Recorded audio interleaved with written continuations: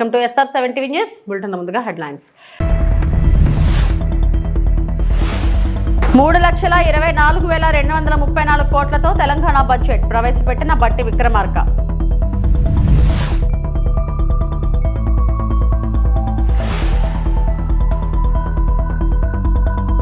తిరుమలలో కిషన్ రెడ్డి దర్శనం. మోడీ నాయకత్వంలో దేశం సురక్షితం, అభివృద్ధి ఆధ్యాత్మికత దిశగా భారత్.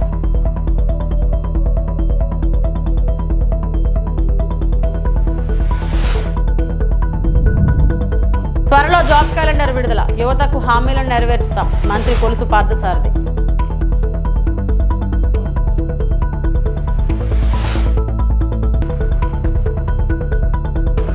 6 గ్యారెంటీలు అమలు చేయాలంటూ గన్ పార్క్ వద్ద బీఆర్ఎస్ ఆందోళన, కాంగ్రెస్ పై కేటీఆర్ తీవ్ర విమర్శలు. తెలంగాణ ప్రభుత్వం వార్షిక బడ్జెట్ ను ప్రవేశపెట్టింది. శాసనసభలో తెలంగాణ ఉప ముఖ్యమంత్రి బట్టి విక్రమార్క బడ్జెట్ ప్రవేశపెట్టి ప్రసంగాన్ని ప్రారంభించారు. 3,24,234 కోట్లతో రాష్ట్ర బడ్జెట్ ను ప్రవేశపెట్టారు. ప్రతి పౌరుడికి సామాజిక ఆర్థిక న్యాయం అందించడమే తమ లక్ష్యమని పేర్కొన్నారు. అంబేద్కర్ అడుగు జాడల్లోనే పాలన సాగిస్తున్నట్టు తెలిపారు.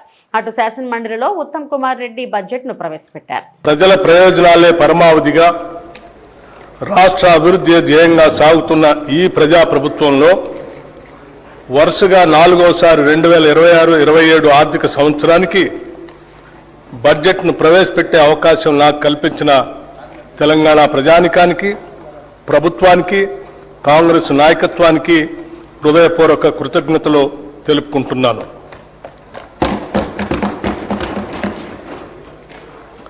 ప్రతి పౌరుడికి సామాజిక, ఆర్థిక, రాజకీయ న్యాయం అందించడమే పరిపాలన లక్ష్యం.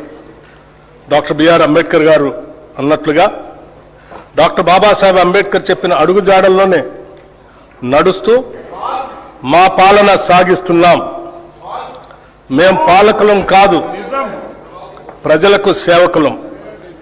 ప్రజలు మాకు అప్పగించిన ఈ అధికారాన్ని ఒక బాధ్యతగా భావించి ప్రజా సంక్షేమం, అభివృద్ధి ధ్యేయంగా రాష్ట్రాన్ని ప్రగతి పథంలో తీసుకుపోతున్నాం.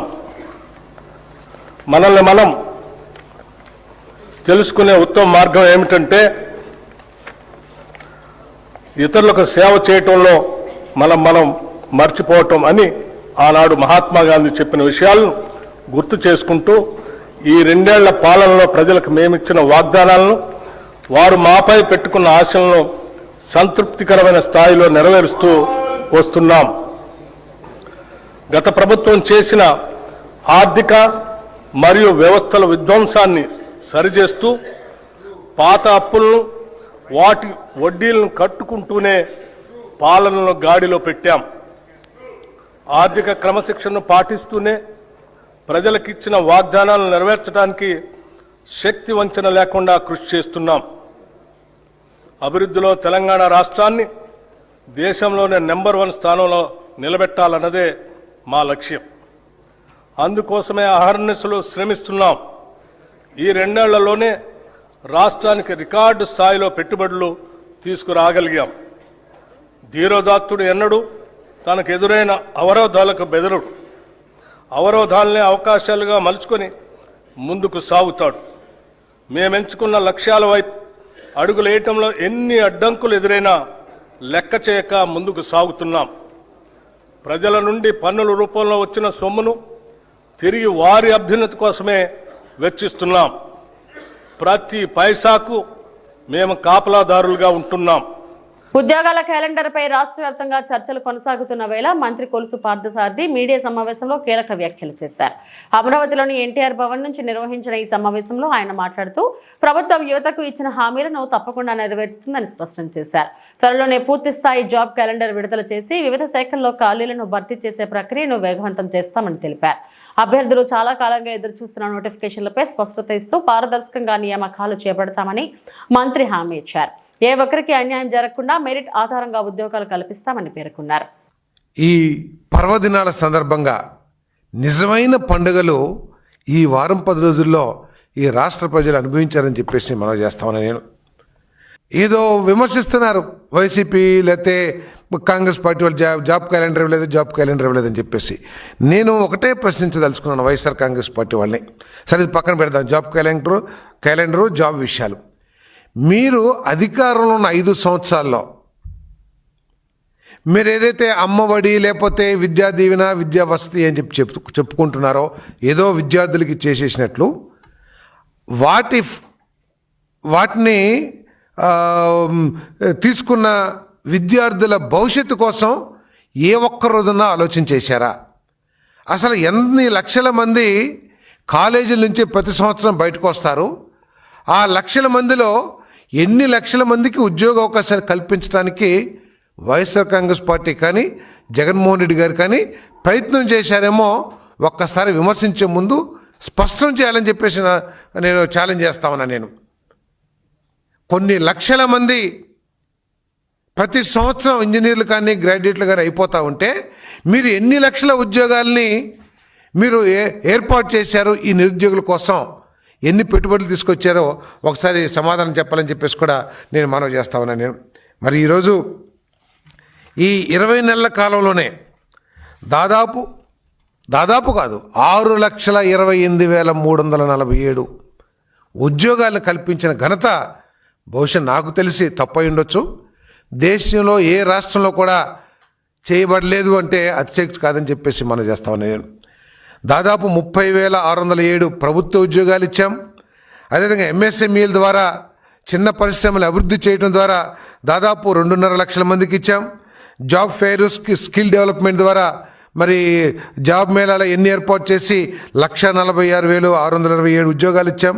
సో వివిధ రంగాల్లో పర్యాటక రంగం కానివ్వండి, ఐటీ కానివ్వండి, ఇవన్నీ కూడా ఇవ్వటం జరిగిందని చెప్పేసి మనం చేస్తామని 2.3 లక్షల ఉద్యోగాలను భర్తీ చేయడానికి జాబ్ క్యాలెండర్ ఇస్తానని చెప్పిన జగన్మోహన్ రెడ్డి గారు ఏం చేశారని చెప్పేసి ఒకసారి నేను ప్రశ్నిస్తా ఉన్నాను. నేను అంతేకాకుండా వైసీపీ హయాంలో కేంద్ర ప్రభుత్వం విడుదల చేసిన పీరియాడిక్ లేబర్ ఫోర్స్ సర్వే నివేదిక ప్రకారం గ్రాడ్యుయేట్స్లో 24% మంది నిరుద్యోగులుగా ఉండి దేశంలోనే నెంబర్ 1గా ఉన్న రాష్ట్రం ఆంధ్రప్రదేశ్ వైఎస్ఆర్ కాంగ్రెస్ పార్టీ సమయంలో అని చెప్పేసి మనం చేస్తాం. అంతేకాకుండా మరి ఎన్సీఆర్బీ నివేదిక ప్రకారం రాష్ట్రంలో ఉపాధి లేక సూసైడ్ చేసుకున్న యువత 4,001 మంది అని చెప్పేసి కూడా ఈ సందర్భంగా ఇవన్నీ కూడా కేంద్ర ప్రభుత్వం ఇచ్చిన గణాంకాలని చెప్పేసి కూడా ఈ సందర్భంగా నేను తెలియజేస్తా ఉన్నాను. ఈరోజు కొత్తగా 30,000 గత సంవత్సరం ఇస్తే ఇప్పుడు దాదాపు 10,060 ఉద్యోగాలకి ఈరోజు కొత్తగా జాబ్ క్యాలెండర్ విడుదల చేశామని చెప్పేసి మనం చేస్తాను. ప్రతి ఉగాదికి కూడా మా యువనేత హ్యూమన్ రిసోర్సెస్ మినిస్టర్ లోకేష్ గారు చాలా స్పష్టంగా చెప్పారు, ఒక భరోసా కల్పించే విధంగా ఈ రాష్ట్రంలో నిరుద్యోగ యువకులకి ఎటువంటి బెంగ లేదు. ప్రభుత్వ రంగంలో ప్రతి ఉగాదికి జాబ్ క్యాలెండర్ విడుదల చేస్తాం. కేవలం ప్రభుత్వ రంగంలోనే కాకుండా స్కిల్స్ ఆధారంగా కానివ్వండి, ఈ రాష్ట్రంలోకి వస్తున్న పెట్టుబడుల ఆధారంగా కానివ్వండి 20 లక్షల ఉద్యోగాలు కల్పించాలనే లక్ష్యంతో ఈ ప్రభుత్వం పనిచేస్తుందనే విషయాన్ని పదే మా ప్రీతమ ముఖ్యమంత్రి చంద్రబాబు నాయుడు గారు, మా ప్రీతమ యువనేత లోకేష్ గారు, మా ప్రీతమ ఉప ముఖ్యమంత్రి మరి పవన్ కళ్యాణ్ గారు తెలియజేస్తున్నారని చెప్పేసి కూడా. కేంద్ర మంత్రి కిషన్ రెడ్డి తిరుమల శ్రీవారిని దర్శించుకున్నారు. ఆయనకు టీటీడీ అధికారులు స్వాగతం పలికి దర్శన ఏర్పాట్లు చేశారు. దర్శనం అనంతరం రంగనాయకుల మండపంలో పండితులు ఆశీర్వచనం చేసి స్వామివారి తీర్థ ప్రసాదాలను అందజేశారు. ఈ సందర్భంగా కిషన్ రెడ్డి మాట్లాడుతూ ఉగాది సందర్భంగా స్వామివారి ఆశీస్సుల కోసం వచ్చినట్లు చెప్పారు. మోదీ నాయకత్వంలో దేశం ఆధ్యాత్మిక అభివృద్ధితో పాటు శాంతి బాటలో నడుస్తుందన్నారు. ప్రపంచమంతా యుద్ధ భూమిలో ఉంటే భారతదేశం మాత్రం ప్రధాని మోడీ నాయకత్వంలో సురక్షితంగా ఉందని పేర్కొన్నారు. తెలుగు నూతన సంవత్సరాది ఉగాది పండుగ సందర్భంగా తిరుమల తిరుపతి దేవస్థానం కలియుగ దైవమైనటువంటి వెంకటేశ్వర స్వామి ఆశీస్సుల కోసం రావడం జరిగింది. ఈ రోజు ప్రపంచమంతా కూడా ఒక ఉద్రిక్త వాతావరణంలో ఉన్నప్పుడు వెంకటేశ్వర స్వామి ఆశీస్సులతో మన దేశంలో శాంతి అభివృద్ధి ఈరోజు ఏ రకంగా ఇబ్బందులు లేకుండా మనము ముందుకెళ్తా ఉన్నాం, మనం చూస్తా ఉన్నాం. అభివృద్ధి చెందిన దేశాలైనటువంటి అమెరికా లాంటి దేశాలు కానీ, చాలా సేఫ్ జోన్ అనుకున్నటువంటి అరబ్ కంట్రీస్ కానీ ఏ రకంగా ఈ రోజు ఉద్రిక్త వాతావరణంలో ప్రజలు ఇబ్బందులు పడుతున్నారో మనం చూస్తా ఉన్నాం. ప్రపంచం అంతా కూడా ఈ రోజు వార్ జోన్ లో ఉంటే భారతదేశం ఏకైక దేశం ఈరోజు సేఫ్ జోన్ లో ఉంది. ఆధ్యాత్మికమైనటువంటి జోన్లో ఉంది, డెవలప్మెంట్ జోన్లో ఉంది, మరి శాంతికి సంబంధించినటువంటి జోన్లో ఈరోజు భారతదేశం ఉంది. మన ప్రియతమ ప్రధానమంత్రి నరేంద్ర మోడీ గారి నేతృత్వంలో అనేక ఉద్రిక్త వాతావరణం ఉన్నప్పటికీ కూడా మన దేశము 140 కోట్ల మంది ప్రజల సంక్షేమం కోసము కలియుగ దైవమైనటువంటి వెంకటేశ్వర స్వామి ఆశీస్సులతో ఏ రకంగా పరిపాలిస్తున్నారో, ఏ రకంగా సమస్యలను పరిష్కరించుకుంటూ అందరినీ కలుపుకొని ముందుకెళ్తున్నారో మనం చూస్తా ఉన్నాము. రానున్న రోజుల్లో కూడా మంచి పాడి పంటలతో ప్రజలందరూ కూడా సుఖ సంతోషాలతో మరి ఉండాలని ఉగాది పండుగ సందర్భంగా శ్రీ వెంకటేశ్వర స్వామి ఆశీస్సులు అన్ని వర్గాల ప్రజలకు అందించాలని మనస్ఫూర్తిగా కోరుకుంటున్నాను. ప్రత్యేకంగా మన దేశ ప్రధానమంత్రి అయినటువంటి నరేంద్ర మోడీ గారిని మరింత సమర్థవంతంగా పరిపాలించే విధంగా ఆయనకు ఆయుర ఆరోగ్యాలు ఇచ్చి శక్తినివ్వాలని వెంకటేశ్వర స్వామిని ప్రార్థిస్తున్నాను. 6 గ్యారంటీల పేరుతో కాంగ్రెస్ మోసం చేసిందని BRS working president MLA KTR విమర్శించారు. ఎన్నికల ముందు కాంగ్రెస్ ఇచ్చిన హామీలను నెరవేర్చాల్సిందేనని స్పష్టం చేశారు. అసెంబ్లీ సమావేశాల నేపథ్యంలో హైదరాబాద్లోని గన్ పార్క్ వద్ద బీఆర్ఎస్ సభ్యులు ఆందోళన చేపట్టారు. ప్లకార్డులు పట్టుకుని ప్రభుత్వానికి వ్యతిరేకంగా నిరసనలు తెలిపారు. 6 గ్యారంటీలు అమలు చేయాలని డిమాండ్ చేశారు. అనంతరం గన్ పార్క్ నుంచి అసెంబ్లీకి ర్యాలీగా బయలుదేరి వచ్చారు. ఈ సందర్భంగా కేటీఆర్ మాట్లాడుతూ ఇందిరమ్మ రాజ్యమని గ్యారంటీ కార్డులు ఇచ్చి భద్రం చేసుకోమన్నారని గుర్తు చేశారు. ఇంతవరకు ఒక్క గ్యారంటీని నెరవేర్చింది లేదని విమర్శించారు. రాష్ట్ర ప్రజల తరపున వృద్ధులు, వితంతువుల తరపున బడ్జెట్ ఎప్పుడిస్తారని ప్రశ్నించారు. 2500 మహాలక్ష్మి నిధులు ఎప్పుడిస్తారని నిలదీస్తామని తెలిపారు. కాంగ్రెస్ చెప్పిన 6 గ్యారంటీలు 420 హామీలను నీటి మట్టలయ్యాయని విమర్శించారు.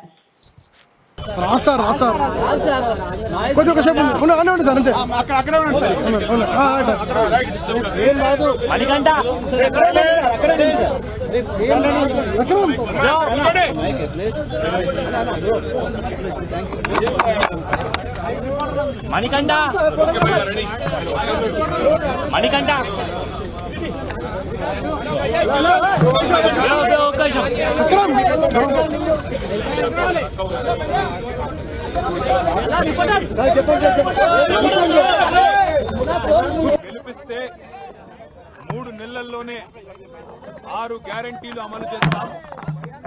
సంవత్సరానికి ప్రతి కుటుంబానికి 2,50,000 రూపాయల సహాయం చేస్తాం.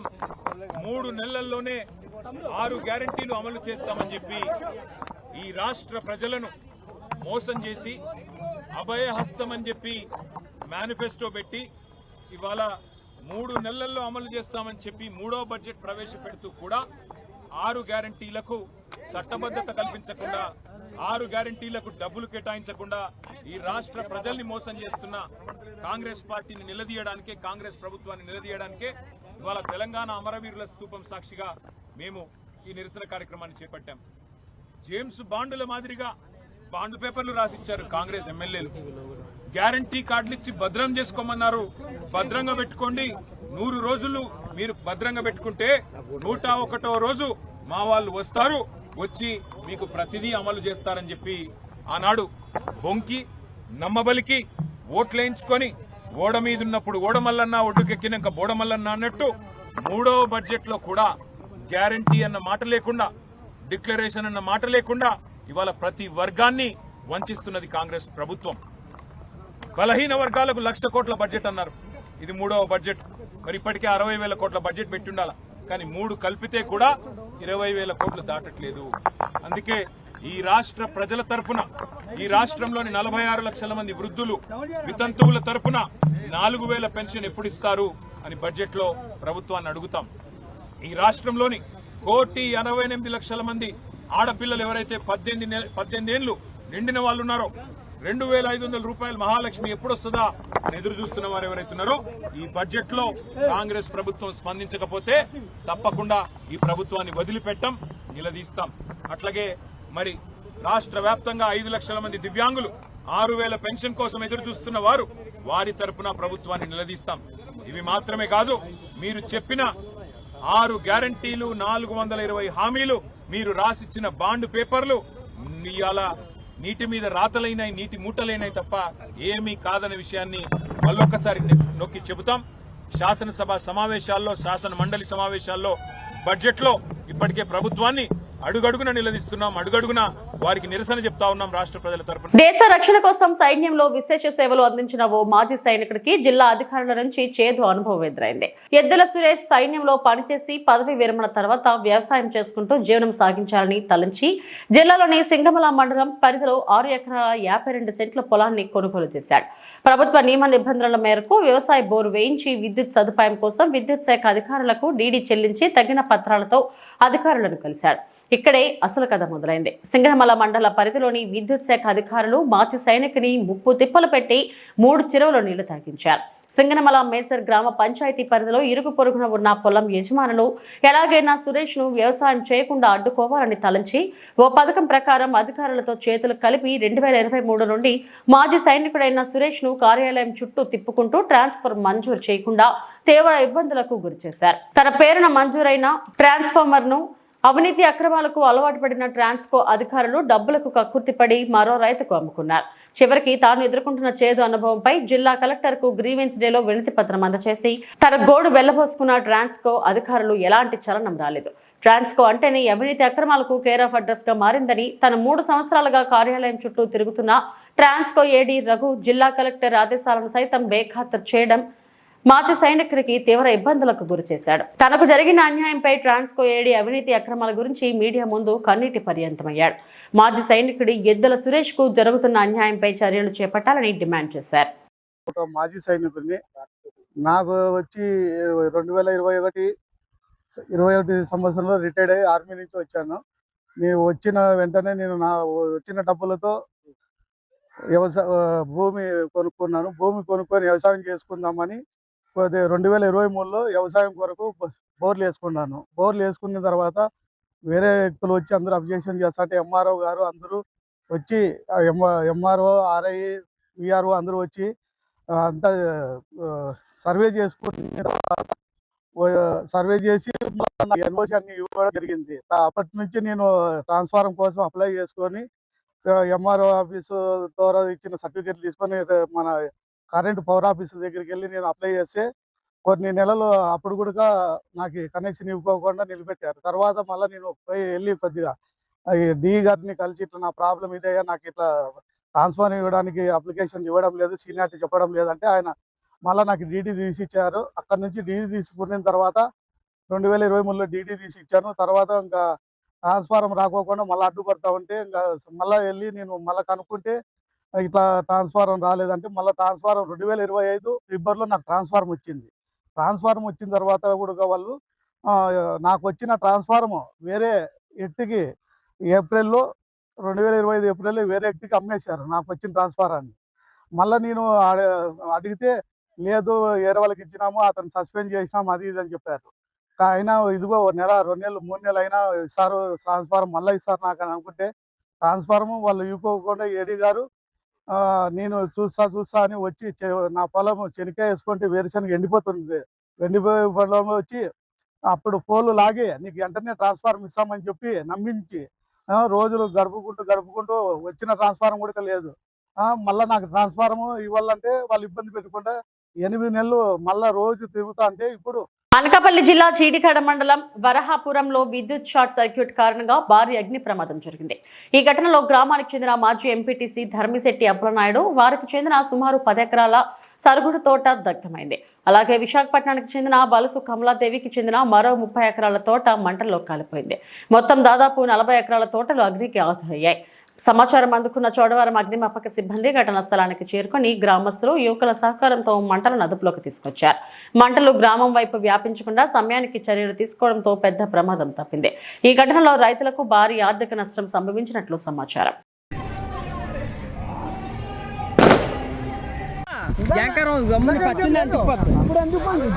చిన్న తోట ఇదే బేస్ చుట్టుకుపోతుంది చూడు. కొనగానే దానికన్నా స్పీడ్గా అనిపిస్తుంది. మొక్క తోట కానీ స్పీడ్గా అనిపిస్తుంది.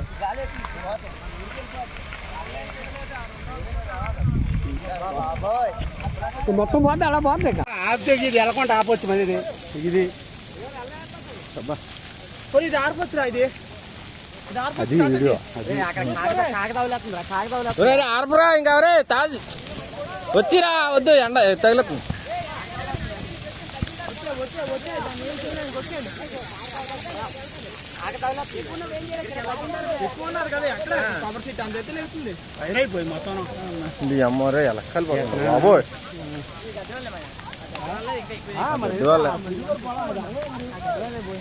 దీనికంటే కట్ట అది ఎక్కువ ముట్టుపోనే ఇది ఆగలేదు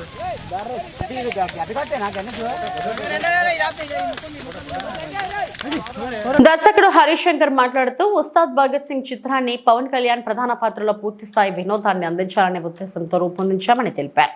మొదటి షో నుంచే ముఖ్యంగా ఓవర్సీస్ ప్రేక్షకుల నుంచి వచ్చిన అద్భుతమైన స్పందనపై ఆయన ఆనందం వ్యక్తం చేశారు. ఈ వీడియోలో సినిమా గురించి, దాని స్పందన, అలాగే దర్శకుడి విజన్ గురించి మరిన్ని వివరాలు తెలుసుకోండి. షోకి టాక్ ఇంకా ఇంప్రూవ్ అవుతుంది. Talk collections we are so happy. అంటే మేము ఇన్ని రోజులు వెయిట్ చేసిన తర్వాత ఇవాళ రిజల్ట్ మేము ఎక్స్పెక్ట్ చేసిన దానికంటే ఎక్కువ రెస్పాన్స్ వచ్చింది. And we are so happy. We want to thank entire audience for receiving this film so positively. నేను కమర్షియల్ ఎంటర్టైనర్ తీస్తున్నా అని చెప్పే కమర్షియల్ ఎంటర్టైనర్ తీసా. నేను ఏ రోజు ఒక కళాత్మకమో లేకుంటే ఇంకో కళాఖండమో తీస్తున్నా అని చెప్పలేదు. కొంతమంది ఫస్ట్ హాఫ్ లో ఒక సీన్ కొంచెం స్లో ఉందన్న ఇంకోటన్నా నేను బిగినింగ్ నుంచి అదే చెప్తున్నా. ఒక హై రావాలంటే ఒక లో ఉంటుంది. ఒక చీకటి వచ్చినప్పుడే వెలుగుకి అందం, ఒక పగలు చూసినప్పుడే రాత్రికి అందం, లేదా రాత్రి తర్వాతే ఉదయానికి విలువ. డెఫినెట్ గా ప్రీ ఇంటర్వెల్ వరకు సినిమా అలా చిన్న ఒక చైల్డ్ ఎపిసోడ్ లో హీరో క్యారెక్టరేషన్ ఏంటి, హీరో ఇంట్రడక్షన్ ఏంటి చూపించాం. చైల్డ్ ఎపిసోడ్ కే అబ్బాయి యాస్టీస్ పవన్ కళ్యాణ్ గారి లాగా ఇమిటేట్ చేశాడు. చైల్డ్ ఎపిసోడ్ అన్న యాస్టీస్ హీరోని చూసినట్టు ఉందని చెప్పి మెసేజ్ స్టార్ట్ చేశారు అందరూ. తెలంగాణ సాయుధ పోరాట యోధుడు, గిరిజన హక్కుల కోసం పోరాడిన జాటోత్ తాను నాయక్ వర్ధంతిని పూలమాలతో ఘనంగా నిర్వహించారు. ఖమ్మం లకారం ట్యాంక్ బండపైన తాను నాయక్ 77వ వర్ధంతి వేడుకలు తెలంగాణ జాగృతి రాష్ట్ర కార్యదర్శి బానోత్ కిషన్ నాయక్ ఆధ్వర్యంలో నిర్వహించగా కార్యక్రమంలో తెలంగాణ జాగృతి గిరిజన సమైక్య బంజారా నాయకులు హాజరయ్యారు. ఈ సందర్భంగా జాగృతి రాష్ట్ర కార్యదర్శి బానోత్ కిషన్ నాయక్ మాట్లాడుతూ భూమి కోసం, భుక్తి కోసం, వెట్టి చాకరీ విముక్తి కోసం అలుపెరగని పోరాటం సరిపిన యోధుడు కామ్రేడ్ జాటోత్ టానా నాయక్ అని ఈ సందర్భంగా తెలిపారు.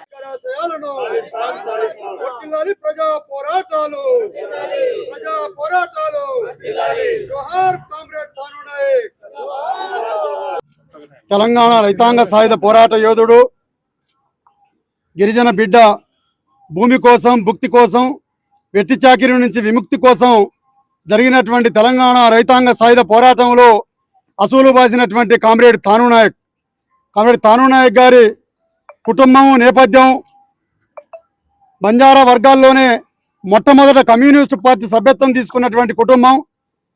దొరలకు, దేశముఖులకు వ్యతిరేకంగా భూ విముక్తి చేయించడం కోసం సాగిన పోరాటంలో ముందున్నారు. 11 మంది సంతానంలో మొత్తంగా కుటుంబం అంతా కూడా తండాను అంటిపెట్టుకొని కమ్యూనిస్టు పార్టీ నాయకత్వంలో నిలబడి అజ్ఞాత జీవితం గడిపినటువంటి వాళ్ళు.